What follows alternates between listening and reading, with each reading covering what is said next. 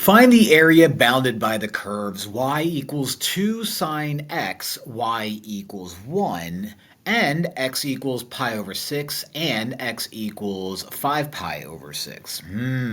All right, so simply put, 2 sine x is going to look something like this. Something like that. Okay, where it goes up to 2. All right, easy peasy. Now, if it's going to also be y equals 1, that's going to be a line that looks something like that. Okay, that's y equals 1. It just so happens that I know what these guys are because I created the problem. You are pi over 6, you are 5 pi over 6. So we're finding the area in between those two guys, which means we're finding that.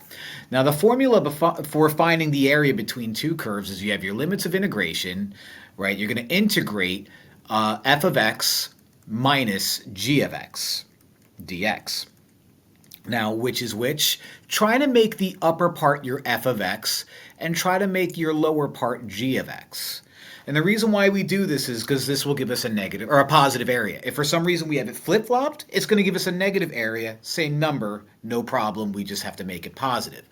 So now that I have everything that I need, I can set up my integral, which is going to be the integral from pi over 6 to 5 pi over 6. And we're going to do 2 sine x minus 1. So 2, that's not a sine. That is a line for the x. I don't want that. 2 sine x minus 1 dx. Okay, we can just integrate immediately. So the integral of sine is negative cosine. So 2 sine x is negative cos x. Negative 2 cos x is a close one. And then the integral of negative 1 is minus x. My limits are still going to be pi over 6 and 5 pi over 6.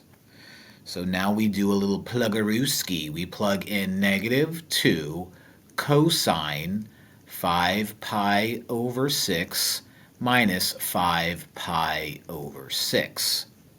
And we're going to subtract out negative 2 cosine 1 pi over 6 minus pi over 6. That 1 pi over 6. So negative 2 times cosine of 5 pi over 6. The cosine of 5 pi over 6 is negative root 3 over 2 minus 5 pi over 6 minus negative 2. The cosine of pi over 6 is positive root 3 over 2, and then we have minus pi over 6. Okay, so a couple things happen. U and U cross out, negatives cross out, U and U cross out.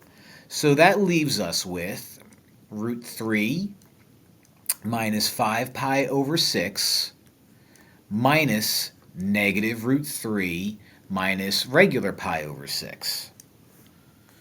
Okay, let's distribute that negative. And so that leaves us with root 3 minus 5 pi over 6 plus root 3 plus pi over 6.